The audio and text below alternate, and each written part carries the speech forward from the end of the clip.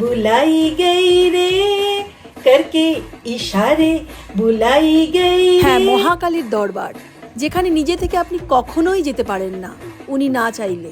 যখন আপনার জীবনে কোনো নতুন অধ্যায়ের সূচনা হচ্ছে, পুরনো অধ্যায় শেষ হয়ে কোনো বড় কিছু শুরু হতে চলেছে, তখন মহাকাল স্বয়ং আপনাকে ডেকে নেন। মহাকাল শুধু একটি ঘোরার জায়গায় নয়, এটি হচ্ছে শক্তির কেন্দ্র।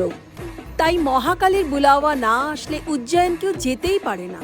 মহাকালীর দরবার এমনই একটি স্থান যেখানে পা আপনি রাখেন না, বরং আপনার সময় যখন বদলাচ্ছে তখন উনি স্বয়ং আপনাকে টেনে নিয়ে যান। আর এটা আমরা জানি, বহুবার শুনেছি এবং এটা সত্যি।